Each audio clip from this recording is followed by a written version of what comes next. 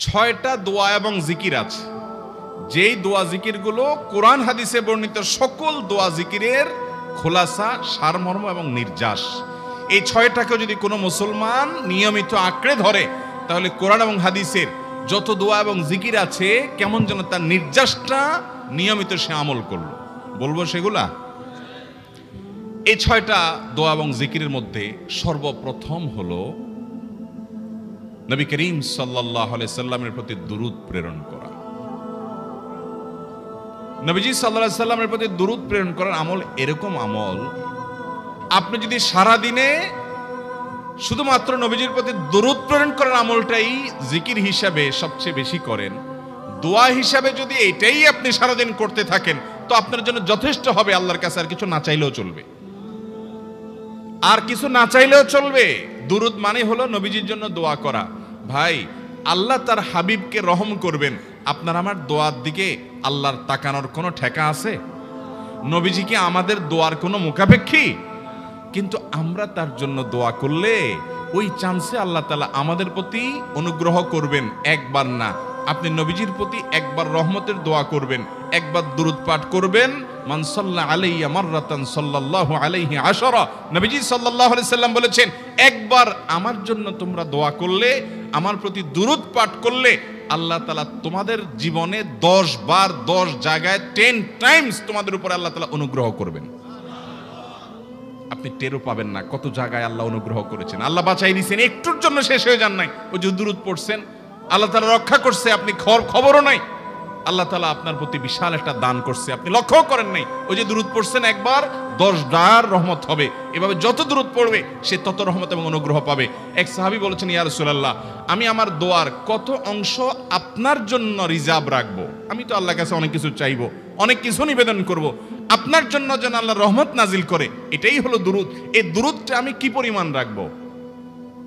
4 ভাগের 1 ভাগ, 3 ভাগের 1 ভাগ, অর্ধেক?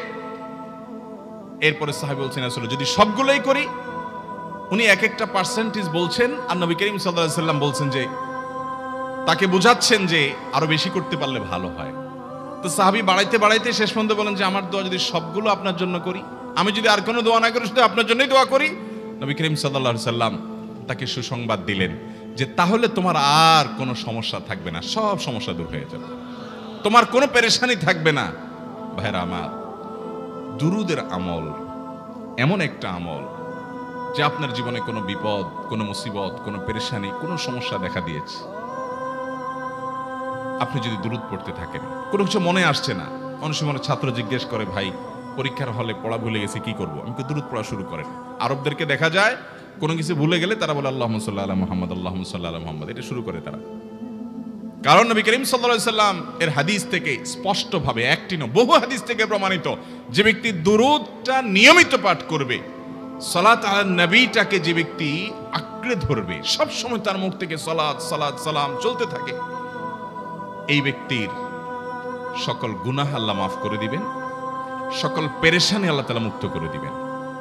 ভাইরা আমার, দুরূদের আমলটা এত গুরুত্বপূর্ণ আমল, এটা আমরা করি। এখন অনেকে আছেন যে আনুষ্ঠানিকতা যখন থাকে দুরূদের, মিলাদের, তখন একটু সালাত আলা নবী যেভাবে করেন, আর বাকি অনেকে আছেন যেগুলো করারও কোনো খোঁজ খবর নাই।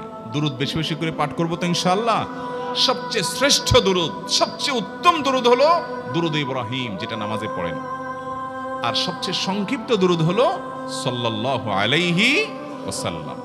এছাড়া নবীজির প্রতি দোয়ামূলক যে কোনো দুরূদই আল্লাহর কাছে গ্রহণযোগ্য হতে পারে, যদি দুরূদের অর্থের মধ্যে, কথা বলার মধ্যে খারাপ কিছু না থাকে। দুরূদের নামে অনেকগুলো দুরূদ প্রচলিত আছে বিভিন্ন বই পুস্তকে, অমুক দুরূদ পড়লে অমুক এত নেকি হয়, বা অমুক দুরূদ পড়লে এতবার পড়লে ওই বিপদ দূর হয়। এগুলো কোনো হাদিস নির্দেশিত না, এগুলো হয়তো কারো তাজরিবা, অভিজ্ঞতা নির্ভর। কিন্তু হাদিস নির্দেশিত দুরূদ হলো দুরূদ ইব্রাহিম, আর সবচেয়ে সংক্ষিপ্ত দুরূদ হলো সাল্লাল্লাহু আলাইহি সাল্লাম।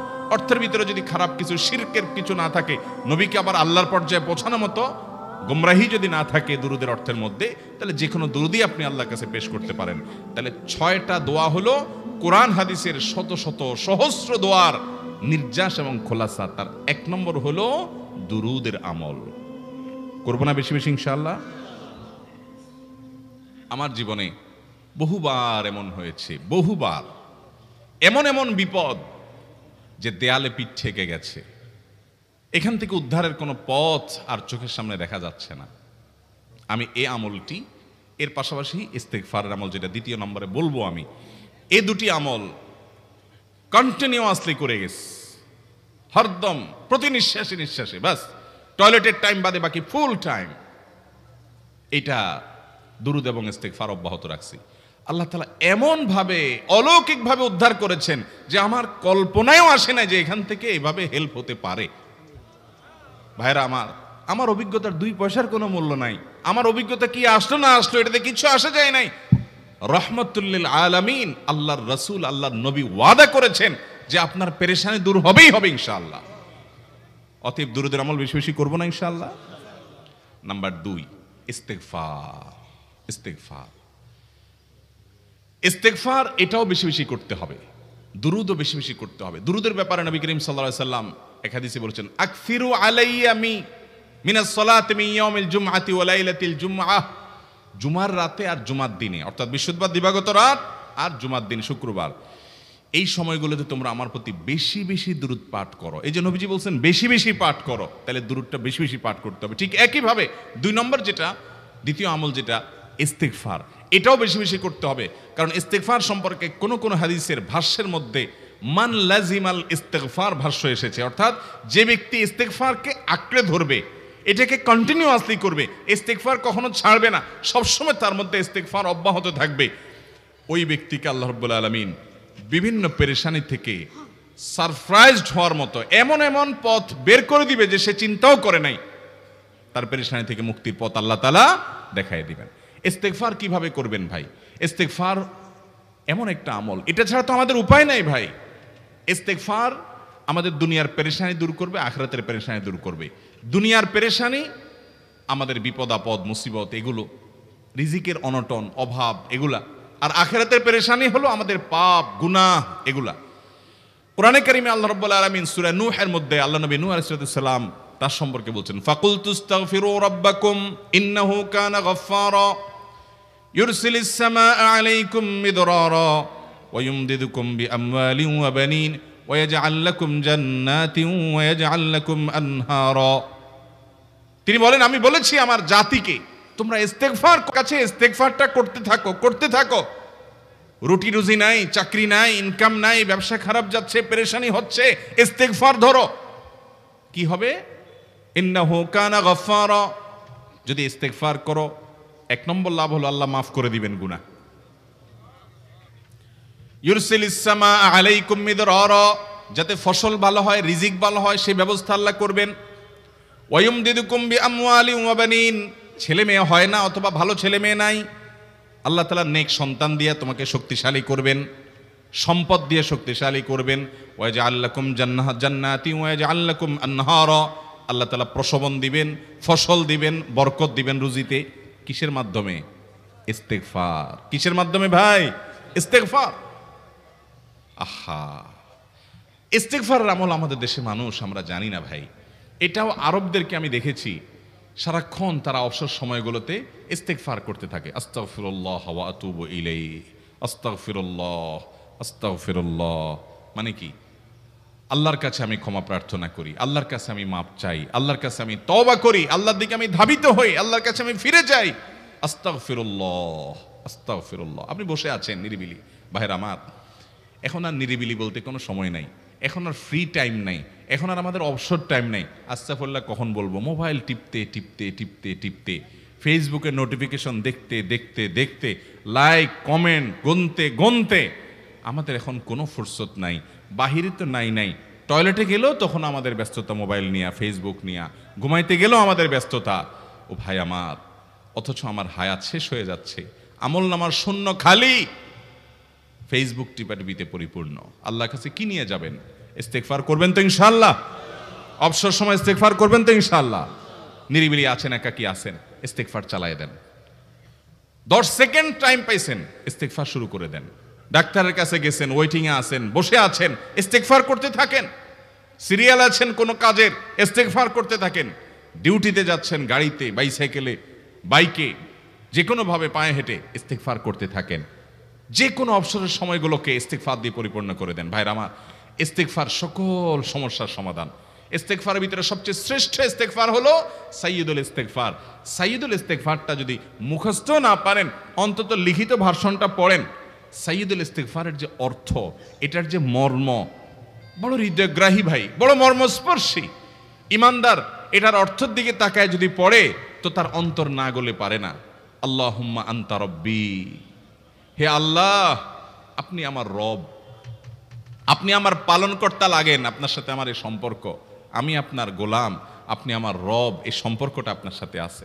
আল্লাহুম্মা আনতা রব্বি লা ইলাহা ইল্লা আন্ত, ও আল্লাহ আপনি ছাড়া আমার ইবাদত, আমার গোলামি, আমার দাসত্ব, উপাসনার উপযুক্ত আর কেউ নাই। আল্লাহুম্মা আনতা রব্বি লা ইলাহা ইল্লা আন্ত খালাকতানি, আপনি আমাকে সৃষ্টি করেছেন। ওয়া আনা আবদুক, আল্লাহ আমি আপনার গোলাম। দেখেন কিভাবে আল্লাহর সাথে সম্পর্কটার কথা বলা হচ্ছে মুহাব্বতের সাথে। খালাকতানি ওয়া আনা আবদুক, আল্লাহ আপনি আমাকে সৃষ্টি করেছেন আর আমি আপনার গোলাম। ওয়া আনা আলা আহদিকা ওয়া ওয়া'দিকা মাস্তাতা'তু, আল্লাহ আপনার সাথে যে অঙ্গীকার করেছিলাম, আলাস্তু বিরব্বিকুম, আপনি জিজ্ঞেস করেছেন। আলমে আরওয়াহাতে আমরা বলেছি বালা, হ্যাঁ আপনি আমার রব। আপনাকে রব হিসাবে স্বীকৃতি দিয়ে আপনার গোলামি করার যে অঙ্গীকার আমরা করেছি, কালিমাতুশ শাহাদা যে আমরা পাঠ করেছি, এই যে আপনার সাথে কৃত অঙ্গীকার, রব হিসাবে স্বীকৃতি দেওয়ার পর, গোলাম হিসাবে মেনে নেওয়ার পর, আমি আপনার যে গোলামি করার কথা ছিল, ওয়া আনা আলা আহদিকা ওয়া ওয়া'দিকা মাস্তাতা'তু, যতটুকু পারছি আমি সে ওয়াদার উপরে থাকার চেষ্টা করছি আল্লাহ। ওয়া আনা আলা আহদিকা ওয়া ওয়া'দিকা মাস্তাতা'ত আবুউ লাকা বিনি'মাতিকা আলাই, আল্লাহ আমি স্বীকার করি আপনি আমার প্রতি অনেক নিয়ামত দিয়েছেন, অনেক নিয়ামত দিয়েছেন, এটা আমি স্বীকার করি। ওয়া আবুউ লাকা বিযামবি, আর আমি এও স্বীকার করি যে আল্লাহ অনেক অপরাধ, অনেক পাপ আমার দ্বারা হয়ে গেছে। ফাগফিরলি, অতএব আপনি আমাকে মাফ করে দেন। ফাইন্নাহু লা ইয়াগফিরুয যুনুবা ইল্লা আনতা, কারণ আপনি ছাড়া আর কেউ গুনাহ ক্ষমা করতে পারবে। ভাইরা আমার, অর্থের দিকে লক্ষ্য করে করে, মর্মটা বুঝে বুঝে একটু সাইয়্যিদুল ইস্তিগফার পড়েন। লেখা দেখে দেখে পড়েন, ইউটিউব থেকে দেখে দেখে পড়েন, কিন্তু পড়েন। আল্লাহুম্মা আনতা রাব্বি লা ইলাহা ইল্লা আন্ত খালাকতানি ওয়া আনা আবদুক ওয়া আনা আলা আহদিকা ওয়া ওয়া'দিকা মাস্তাতা'তু আউযু বিকা মিন শাররি আবুউ লাকা বিনি'মাতিকা আলাইয়া ওয়া আবুউ লাকা বিযামবি ফাগফিরলি ফাইন্নাহু লা ইয়াগফিরুয যুনুবা ইল্লা আনতা। এটা হলো বড় ইস্তিগফার। এত বড় ইস্তিগফার পড়তে পারেন না, কোনো পেরেশানি নাই, কোনো অসুবিধা নাই। সবচেয়ে ছোট ইস্তিগফার হলো আস্তাগফিরুল্লাহ আস্তাগফিরুল্লাহ আস্তাগফিরুল্লাহ। আল্লাহ আপনার কাছে ক্ষমা চাই, কত ভুল হয়ে যায়, কত অন্যায় হয়ে যায়। ভাইরা আমার, এটা হলো রিমুভার। ভুল করে কিছু লিখছেন, রিমুভ করে ফেলছেন, শেষ হয়ে গেছে। আপনি ঘন ঘন ইস্তিগফার পড়তে থাকেন, অগণিত ভুল হয়, অগণিত ত্রুটি হয়, বারবার ইস্তিগফার এগুলোকে সবগুলোকে শেষ করে দেয়। ভাইরা আমার, নিরাপত্তা এনে দেয়। আল্লাহ কোরআনে কারিমে বলেছেন যে আপনার রব আপনার কওমের প্রতি আযাব নাজিল করবেন না যদি আপনি থাকেন, আর যদি তারা ইস্তিগফারে রত রাখে তাহলে গণ আযাব আল্লাহর পক্ষ থেকে আসবে। অতএব ভাইরা আমার, ইস্তিগফার বেশি বেশি করতে হবে। 6টা আমল, 6টা জিকির, দোয়া হলো শত শত হাজার দোয়া এবং জিকিরের সান্নিধ্যাসের। দ্বিতীয়টা হলো ইস্তিগফার। চেষ্টা করব না ইনশাআল্লাহ ইস্তিগফার করার, চলতে ফিরতে আস্তাগফিরুল্লাহ ওয়া আতুবু ইলাইহি, অথবা শুধু আস্তাগফিরুল্লাহ। আরেকটা ইস্তিগফার হাদিসে বর্ণিত, আস্তাগফিরুল্লাহাল্লাযী লা ইলাহা ইল্লা হুয়াল হাইয়ুল কাইয়্যুম ওয়া আতুবু ইলাইহি ওয়া লা হাওলা ওয়া লা কুওয়াতা ইল্লা বিল্লাহ। এটাও ইস্তিগফার। তাহলে একটা বড় ইস্তিগফার, একটা মিডিয়াম, একটা ছোট, যার যেটা সুবিধা হয় এটা পড়েন। বড়টা হলো সাইয়্যিদুল ইস্তিগফার, সবচেয়ে শ্রেষ্ঠ ইস্তিগফার যেটা হাদিসে বর্ণিত হয়েছে। সাইয়্যিদুল ইস্তিগফার নবীজি সকাল সন্ধ্যা পাঠ করতেন, বিভিন্ন সময় পাঠ করতেন, রাতে পাঠ করার কথা বলতেন। সাইয়্যিদুল ইস্তিগফার পাঠ করলে আল্লাহ রাব্বুল আলামিন ওই দিনে, ওই রাতে, ওই ব্যক্তি মারা গেলে তার সব গুনাহ খাতা মাফ করে তাকে জান্নাত দিবেন ইনশাআল্লাহ। অতএব ভাইরা আমার, সাইয়্যিদুল ইস্তিগফার সবচেয়ে বড়, আস্তাগফিরুল্লাহাল্লাযী লা ইলাহা ইল্লা হুয়াল হাইয়ুল কাইয়্যুম ওয়া আতুবু ইলাইহি ওয়া লা হাওলা ওয়া লা কুওয়াতা ইল্লা বিল্লাহ। এটা হলো মাঝারি ধরনের। আর সবচেয়ে ছোট ইস্তিগফার হলো আস্তাগফিরুল্লাহ ওয়া আতুবু ইলাইহি। তাহলে 6 আমলের কয়টা গেল? 2টা। প্রথমটা হলো দুরুদ আর দ্বিতীয়টা হলো ইস্তিগফার। নাম্বার 3, এটা আমাদের বেশিরভাগ মানুষ জীবনে হয়তো শুনেনও নাই, অনেকে হয়তো শুনছেন, আমল করা হয় না। খুব সীমিত সংখ্যক আল্লাহর বান্দার আমলের তৌফিক হয়। সেটা হলো ইয়া যাল জালালি ওয়াল ইকরাম। এটা একটা জিকির, আল্লাহ তাআলাকে ডাকা, আহ্বান করা, এটাই জিকির। ইয়া যাল জালালি ওয়াল ইকরাম। নবী করিম সাল্লাল্লাহু আলাইহি সাল্লাম বলেছেন আলিজু বিয়া যাল জালালি ওয়াল ইকরাম। তোমরা ইয়া যাল জালালি ওয়াল ইকরাম এটাকে আঁকড়ে ধরো, এটাকে নিয়মিত করো, বেশি বেশি করে বলতে থাকো এটাকে, সব সময় এটাকে মুদাওয়ামাতের সাথে কন্টিনিউয়াসলি এটা বলতে থাকো, ইয়া যাল জালালি ওয়াল ইকরাম। অনেক উলামায়ে কেরাম, মুহাদ্দিসিনে কেরাম ইয়া যাল জালালি ওয়াল ইকরাম কেন নবীজি এত বেশি বলতে বলেছেন, এটার মাধ্যমে আমাদের লাভটা কি, এর ব্যাখ্যা করতে গিয়ে বলেছেন ইয়া যাল জালাল মানে হলো হে মহান মহান বড়ত্বের অধিকারী, হে জালালের অধিকারী, হে জালাল, ওয়াল ইকরাম হে দানশীল। তাহলে প্রথম বাক্যে আল্লাহর বড়ত্বের কথা স্বীকৃতি দিয়ে প্রশংসা করা হয়, আর দ্বিতীয় বাক্যে হে দানশীল বলে আল্লাহ তাআলার কাছ থেকে চাওয়া হয় যে আপনি যেহেতু দানশীল এবং আপনি যদি মহান, অতএব আপনি আমাকে দান করেন। এটা ডাকলেই, আল্লাহকে এই বলে ডাকলেই চাওয়া হয়ে যায়। এই জন্য বেশি বেশি করে ইয়া যাল জালালি ওয়াল ইকরাম পড়তে হবে। অনেকে হয়তো নতুন শুনেছেন, আজকে থেকে শুরু করে দিবেন ইয়া যাল জালালি, সকাল বিকাল মনে থাকে না তো লিখে লিখে ওয়ালে টাঙ্গায় দেন, বাসা বাড়িতে এমন জায়গায় লিখে রাখেন তাকাইলে নজরে পড়ে, কারণ মোবাইলে আমাদেরকে সবকিছু ভুলায় দেয়, দুনিয়ার ব্যস্ততা সব ভুলায় দেয়। এই জন্য বেশি বেশি ইয়া যাল জালালি ওয়াল ইকরাম পড়বো। 3টা হয়ে গেল। নাম্বার 4 নম্বর যে দোয়া এবং জিকির করতে নবী করিম সাল্লাল্লাহু আলাইহি সাল্লাম সব সময় আমাদেরকে উৎসাহ দিয়েছেন, অনুপ্রেরণা দিয়েছেন। এবং ইবনে সাদি রাহিমাহুল্লাহ তিনি 6টা নির্যাস দোয়া এবং জিকির যে বলেছেন তার 4 নম্বর হলো লা হাওলা ওয়ালা কুওয়াতা ইল্লা বিল্লাহ। লা হাওলা ওয়ালা কুওয়াতা ইল্লা বিল্লাহ। লা হাওলা ওয়ালা কুওয়াতা ইল্লা বিল্লাহ এটা হলো সারেন্ডার করা, আল্লাহর কাছে সারেন্ডার করা, আত্মসমর্পণ করা। মানে আল্লাহ ছাড়া কোনো ভালো কাজ করার ক্ষমতা কারণ নাই, করার তৌফিক দেওয়ার ক্ষমতা কারণ নাই, আর পাপ থেকে বাঁচানোরও ক্ষমতা কারণ নাই। এই জন্য আমি কেমন যেন আল্লাহর কাছে সারেন্ডার করছেন, লা হাওলা ওয়ালা কুওয়াতা ইল্লা বিল্লাহ। কোনো অবস্থা, কোনো সামর্থ্য এগুলো কারোর কাছে নাই, শুধুমাত্র কার কাছে আছে? আল্লাহর কাছে আছে। এই অর্থ বুঝে আপনি লা হাওলা ওয়ালা কুওয়াতা ইল্লা বিল্লাহ বেশি বেশি পাঠ করবেন। নবী করিম সাল্লাল্লাহু আলাইহি সাল্লাম বলেছেন তোমাদেরকে কি আমি জান্নাতের একটা ভান্ডারের খবর দিব, যেটা জান্নাতের ভান্ডার, সওয়াব টওয়াব না, সাধারণ অল্প স্বল্প সওয়াব না, পুরো জান্নাতের ভান্ডারের সন্ধান দিয়ে দিব। সাহাবা ইকরাম তো চাইতেনই সেটা। নবীজি সাল্লাল্লাহু আলাইহি সাল্লাম তখন বলেছেন যে লা হাওলা ওয়ালা কুওয়াতা ইল্লা বিল্লাহ এটা হলো কানজুম মিন কুনুজিল জান্নাহ, জান্নাতের ভান্ডার সমূহের মধ্যে থেকে একটা বড় ভান্ডার হলো লা হাওলা ওয়ালা কুওয়াতা ইল্লা বিল্লাহ। অতএব এই আমলটাও বেশি বেশি করবেন। 4 নম্বর আমল হয়ে গেল। দুরুদের আমল 1, ইস্তিগফারের আমল 2, ইয়া যাল জালালি ওয়াল ইকরাম 3, লা হাওলা ওয়ালা কুওয়াতা ইল্লা বিল্লাহ। কয়টা হলো? 4। 5 নম্বর আমল হলো দোয়া ইউনুস। দোয়া ইউনুস জানা আছে তো? লা ইলাহা ইল্লা আনতা সুবহানাকা ইন্নী কুনতু মিনাজ জালিমিন। ভাইরা আমার, অর্থের দিকে তাকায়া মাঝে মধ্যে মোবাইল টোবাইল সব ফালায় রেখে একটু আল্লাহর সাথে কথা বলবেন, আল্লাহর সাথে একটু কানেক্টেড হওয়ার চেষ্টা করবেন, আল্লাহর সাথে একটু সংযুক্ত হওয়ার চেষ্টা করবেন। ডিসকানেক্টেড তো পুরো লাইফটা কাটাই দিলেন, একটু কানেক্টেড হওয়ার চেষ্টা করেন। প্রতিদিন কিছু সময় বসে একটু জিকির করেন, চলতে ফিরতে একটু আল্লাহকে সময় দেন। আপনি উপকৃত হবেন, আপনার কল্ব জিন্দা হবে, আমল নামা সওয়াবে পরিপূর্ণ হবে। লা ইলাহা ইল্লা আনতা সুবহানাকা ইন্নী কুনতু মিনাজ জালিমিন। অর্থের দিকে তাকান, কত মর্মস্পর্শী। লা ইলাহা ইল্লা আনতা, আল্লাহ আপনি ছাড়া কোনো সত্যিকারের মাহবুদ নাই, উপাস্য নাই। সুবহানাক, আপনি পবিত্র, আমি আপনার পবিত্রতা জ্ঞাপন করছি। ইন্নী কুনতু মিনাজ জালিমিন, তবে আমি সেসব মানুষদের অন্তর্ভুক্ত যারা নিজের প্রতি নিজে জুলুম করেছে, অবিচার করেছে, অন্যায় করে আমার নিজের পায়ে নিজে কুড়াল মেরেছি বহু। অতএব আপনি আমাদের প্রতি রহম করেন। এই দোয়া পাঠ করে আপনারা সবাই জানেন আল্লাহর একজন নবী, তিনি জীবনের সবচেয়ে কঠিন পরিস্থিতির মুখোমুখি হয়ে এমন বিপদে পড়েছেন যে বিপদ থেকে উদ্ধারের কোনো পথ ছিল না। দুনিয়াবী সকল সিস্টেম বলবে যে সমুদ্রে নিক্ষেপিত হয়ে বিশাল বড় সমুদ্রের প্রাণী মাছের পেটে চলে গেলে সে মানুষ আবার বাঁচে কিভাবে? মুহূর্তের ভিতরেই তো মারা যাবে অক্সিজেনের অভাবে। এটাই দুনিয়ার সিস্টেম বলে। আল্লাহ তাআলা অলৌকিকভাবে লৌকিক সিস্টেমের ঊর্ধ্বে রেখে আল্লাহ তাআলা তাকে এই বাক্য পাঠ করার কারণে এর মাধ্যমে আল্লাহ তাকে মুক্তি দান করেছেন।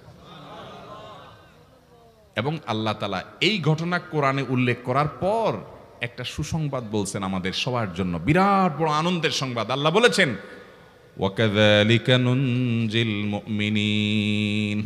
এই বাক্য পাঠ করার পর ইউনূস আলাইহিস সালামকে শুধু রক্ষা করেছেন আল্লাহ, তাই নয়, আল্লাহ বলেছেন একইভাবে তাকে যেরকম রক্ষা করেছি, এই বাক্য যদি কেউ পড়ার মতো পড়ে, হক আদায় করে পড়ে, মনের গভীর থেকে পড়ে, মর্ম উপলব্ধি করে পড়ে, নিয়মিত পড়ে, ওয়াকাযালিকা নুনজিল মুমিনিন, ঈমানদারদেরকে আমি রক্ষা করে দেব এভাবে। আরো শুনবেন, আমাদের প্রিয় নবী সাল্লাল্লাহু আলাইহি সাল্লাম বলেছেন, তোমরা আমার ভাই ইউনূস ইবনে মাত্তা যে দোয়া করেছে, ওই দোয়াটাকে তোমরা আঁকড়ে ধরবা, যে কোনো বিপদে আপদে মুসিবতে আল্লাহর কাছে চাইবা। ভাইরা আমার, আমরা বিপদ আপদে পড়লে হুজুরদের কাছে চলে যায় দোয়ার জন্য। অনেকে মাজারে চলে যায়, সেখানে মানত করে, টাকা পয়সা দেয় বিপদ উদ্ধার করার জন্য। কপাল পোড়া জানে না ও কার গোলাম, ও আরশে আজিমের মালিকের গোলাম, তার সাথে ডাইরেক্ট কানেক্টেড হওয়ার সুযোগ আছে, শুধু ইউজ করলেই হয়, সুইচ দিলেই হয়। কপাল পোড়া জানে না, ডানে বামে গিয়ে নিজের আমল বরবাদ করে, ঈমান বরবাদ করে, তাওহীদ নষ্ট করে। ভাইরা আমার, তাহলে যে কোনো সমস্যা ফিল করি অথবা স্বাভাবিক অবস্থাতে দোয়া ইউনূস পাঠ করব, লা ইলাহা ইল্লা আনতা সুবহানাকা ইন্নী কুনতু মিনাজ জালিমিন। ভাইরা আমার, দুনিয়ার মানুষের কাছে আপনি অপরাধী এটা বললে খারাপ লাগে। আপনি একটা অফিসে চাকরি করেন, দুর্নীতি করে চুরি করে ধরা পড়ছেন, বসের কাছে যে মাপ চাইছেন, স্যার ভুল হয়ে গেছে, আর কখনো করব না, লোভে পড়ে করে ফেলছি, বিপদে পড়ছিলাম, টাকা টানছিল স্যার, আর কোনোদিন করব না, মাফ করে দেন স্যার, চাকরিটা রাখেন স্যার। আপনি মাপ চাইলেন, লজ্জিত হলেন, চোখের পানি ফেললেন, পাও ধরে মাপ চাইলেন, ছোট হলেন। এই ছোট হওয়ার পরে আপনার চাকরি যদি টিকেও যায়, বস যদি আপনাকে মাফ করেও দেন, তারপরেও কি আপনার কাছে ভালো লাগবে? না এত বড় একটা অঘটন ঘটলো, ছোট হলেন, সবার সামনে লজ্জিত হলেন, অনুতপ্ত হলেন, ধরা পড়লেন, মাপ চাইতে হলো, এজন্য আপনার খারাপ লাগবে না? কিরকম খারাপ লাগবে? এত খারাপ লাগে অনেকে সহ্য করতে পারে না, গুনাহের দিকে চলে যায়, আত্মহত্যা পর্যন্ত করে ফেলে, এই বেইজ্জতি সহ্য করতে পারে না। ঠিক না ভাই? ঠিক। মানুষের কাছে মাপ চাইলে, মানুষের কাছে ছোট হলে মানুষের কষ্ট হয়। অদ্ভুত। আরশে আজিমের মালিকের কাছে সেজদায় পড়ে চোখের পানি ফেলে যদি স্বীকার করেন, ও মালিক, নামাজ পড়ি নাই, বড় জুলুম করেছি, কাবিরা গুনাহ করেছি, ও মালিক, হারাম জিনিস দেখে ফেলেছি, খারাপ জিনিস শুনে ফেলেছি, পাপ করেছি, অপরাধ করেছি মালিক, জাহান্নামের যে বিবরণ হাদিসে আসছে, এটা সহ্য করার ক্ষমতা আমার নাই, আপনি আমাকে মাফ করে দেন। এইভাবে যদি আল্লাহর কাছে একটু চোখের পানি ফেলে দোয়া করেন, একটু দোয়া করে দেখেন, আল্লাহর শপথ করে বলছি, আপনার জীবনে সবচেয়ে আনন্দের মুহূর্ত হবে তখন, যেদিন এরকম দোয়া করতে পেরেছেন, চোখের পানি ফেলতে পেরেছেন। দুনিয়ার মানুষের কাছে ছোট হলে মানুষের মনটা সংকীর্ণ হয়, ছোট হয়, মানুষ অপমান বোধ করে, খারাপ লাগে।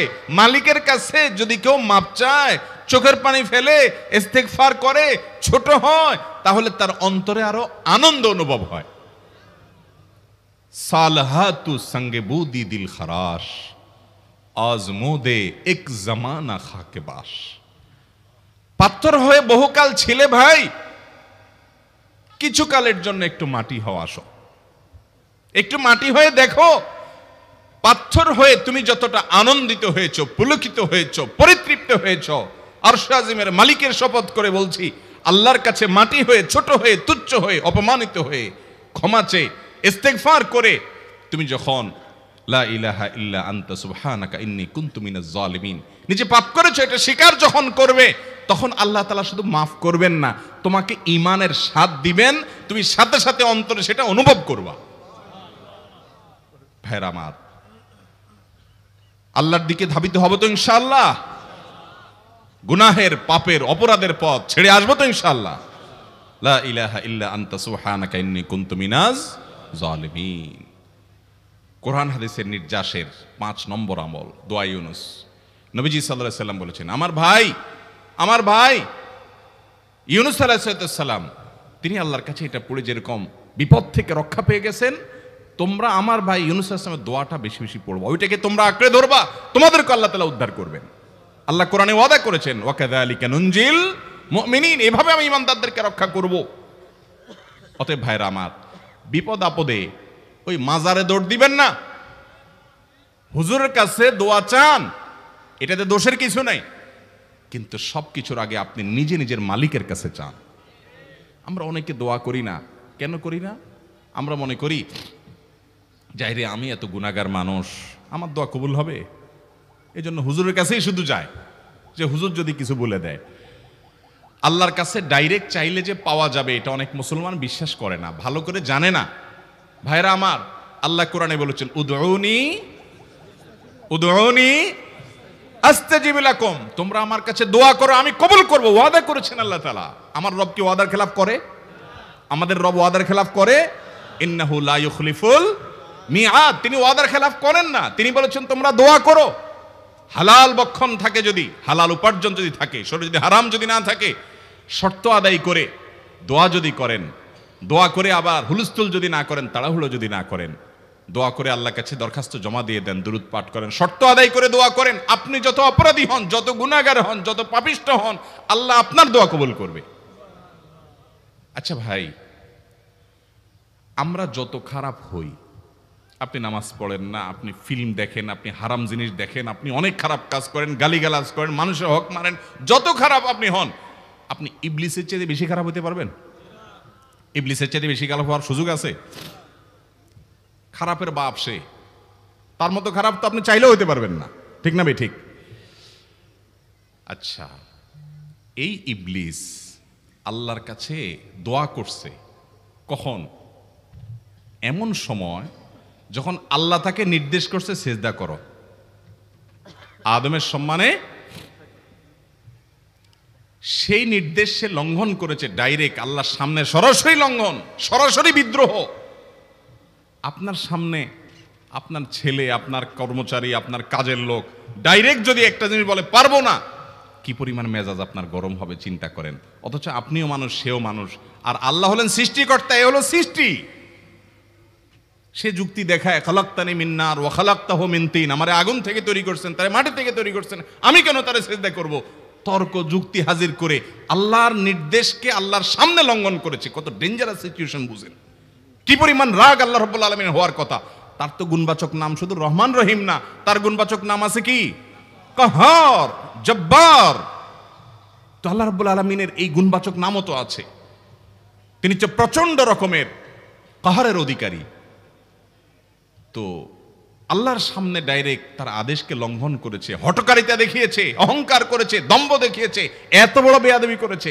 ওই টাইমে আল্লাহ তাআলা তো রাগ হওয়ার কথা। ওই রাগের সময়, ওই কঠিন সময় ইবলিস যখন আল্লাহ তাকে বললেন, যাও ফখরুজ মিনহা ফাইন্নাকা রাজিম, জান্নাত থেকে বের হও, তুমি বিতাড়িত, আল্লাহ রাগ হয়ে তাকে জান্নাত থেকে বের করে দিলেন। ভাইরা আমার, এই রকম সময় পর্যন্ত ইবলিস দোয়া করে বসছে।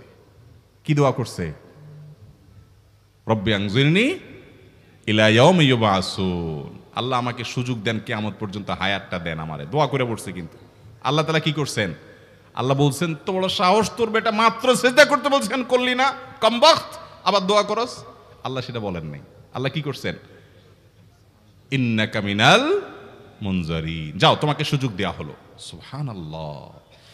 ইবলিস যদি আল্লাহর রাগ হওয়ার মতো সময়ে, ক্রোধ হওয়ার মতো সময়ে আল্লাহর সামনে আল্লাহর সরাসরি অবাধ্য হয়ে আল্লাহ তাকে বের করে দিচ্ছেন বিতাড়িত শয়তানকে, ওই টাইমে যদি দোয়া করার পর ইবলিসের দোয়া কবুল হয়, ও মুসলমান, আপনি আল্লাহর গোলাম হিসেবে নিজেকে স্বীকার করেন, আপনি যত পাপিষ্ঠ হন না কেন, আপনার দোয়া কেন কবুল হবে না? আল্লাহর কাছে দোয়া করবো না ইনশাআল্লাহ? ইবলিসই আমাদেরকে বুঝায়, ফুসলায়, তুই কোন মুখে দোয়া করবি আল্লাহর কাছে? তোর নামাজের ঠিক নাই, তোর ইবাদতের ঠিক নাই, এত আকাম কুকাম করস ফেসবুকে, ইউটিউবে, তোর মতো 2 নম্বর একটা মানুষ, কোন মুখে আল্লাহর কাছে দোয়া করবি? থাক, দোয়া করিস না, আমি কেমনে এই মুখ নিয়ে দোয়া করবি? এটা যখন আপনার মনের ভিতরে আসে, তখন বুঝবেন যে মিস্টার ইবলিস অ্যাক্টিভ হয়ে গেছে আপনার শরীরে। কথা কি বুঝাতে পারছি? আল্লাহর কাছে দোয়া করবেন তো ইনশাআল্লাহ। এই 6টা দোয়া জিকিরের 5 নম্বর দোয়া ইউনুস, অর্থ সহকারে বুঝে বুঝে আল্লাহর কাছে চাইবেন এবং দোয়া করবেন। 6 নম্বর হলো সুবহানাল্লাহ, আলহামদুলিল্লাহ, লা ইলাহা ইল্লাল্লাহ, আল্লাহু আকবার। এই বাক্যগুলো দেখবেন ঘুরে ফিরে নবী করিম সাল্লাল্লাহু আলাইহি ওয়াসাল্লাম সারাদিন পড়তেন। 5 ওয়াক্ত নামাজের পরে 33 বার দেখবেন। আবার দেখবেন সকাল সন্ধ্যায় সুবহানাল্লাহি ওয়া বিহামদি 100 বার, সুবহানাল্লাহি ওয়াল হামদুলিল্লাহি আল্লাহু আকবার 100 বার। আবার এগুলো মাঝে মধ্যে 10 বার, রাতের শোয়ার সময় 33, 34 বার। বিভিন্ন সময় দেখবেন ঘুরে ফিরে এই সুবহানাল্লাহ, আলহামদুলিল্লাহ, লা ইলাহা ইল্লাল্লাহ, আল্লাহু আকবার, এগুলো একটা মিজানের পাল্লাকে পরিপূর্ণ করে দেয়। কোনোটা আসমান এবং জমিনের মধ্যবর্তী জায়গায় সওয়াব দিয়ে পরিপূর্ণ করে দেয়। এত বেশি ফজিলতপূর্ণ জিকির। এই জন্য পুরো কোরআন হাদিসের দোয়া এবং জিকিরের নির্যাসের শেষ এবং 6 নম্বর হলো বেশি বেশি করে দিন রাত 24 ঘন্টা যখন সুযোগ পাবেন, যেখানে যেখানে হাদিসে যে সংখ্যা বলা আছে ওটাতে করবেনই, ওর বাইরেও বেশি বেশি করে সুবহানাল্লাহ, আলহামদুলিল্লাহ, ওয়া ইলাহা ইল্লাল্লাহ, আল্লাহু আকবার বেশি বেশি করবো না ইনশাআল্লাহ। আবারও বলছি, পুরো কোরআন হাদিসের দোয়া এবং জিকিরের নির্যাস 6টির একটি হলো, এটি ইবনে সাঈদী রাহিমাহুল্লাহর গবেষণা, তার গবেষণার আলোকে তিনি এটা পেশ করেছেন। এটি আবার কোন হাদিস থেকে নির্যাস বের করে দেওয়া হয়েছে সে নয়, এটা একজন মুফাসসিরের গবেষণা। তিনি বলেছেন কোরআন হাদিসে যত দোয়া বলা হয়েছে সবগুলার মর্ম কথা এর মধ্যে চলে আসে। তাছাড়া নবী সাল্লাল্লাহু আলাইহি সাল্লাম এবং কোরআনে এইগুলাকে বেশি বেশি করতে বলেছেন। আলিজ্জু, আকফিরু, মান লাজিমা, এই শব্দগুলো ব্যবহার করা হয়েছে। এই জন্য এগুলো বেশি বেশি করে করতে হবে। এই যে শেষেরটা নবী সাল্লাল্লাহু আলাইহি ওয়াসাল্লাম সবসময় বিভিন্ন জায়গায় করতেন। আবারও বলছি, নাম্বার 1 দুরুদ, নাম্বার 2 ইস্তিগফার, নাম্বার 3 ইয়া যাল জালালি ওয়াল ইকরাম, নাম্বার 4 লা হাওলা ওয়ালা কুওয়াতা ইল্লা বিল্লাহ, জান্নাতের ভান্ডার এটা, নাম্বার 5 লা ইলাহা ইল্লা আনতা সুবহানাকা ইন্নী কুনতু মিনাজ জালিমিন, বিপদ না আসলেও স্বাভাবিক অবস্থায় পড়বেন। নাম্বার 6 সুবহানাল্লাহি ওয়াল হামদুলিল্লাহি ওয়া লা ইলাহা ইল্লাল্লাহু আল্লাহু আকবার। নিয়মিত করব তো ইনশাআল্লাহ। আল্লাহ আমাকে আপনাকে আমাদের সবাইকে আমল করার তৌফিক দান করুন, সব সময় জিকিরের মধ্যে থাকার তৌফিক দান করুন। জাযাকুমুল্লাহু খায়রা ওয়া আখিরু দাওয়ানা আলহামদুলিল্লাহি রাব্বিল আলামিন।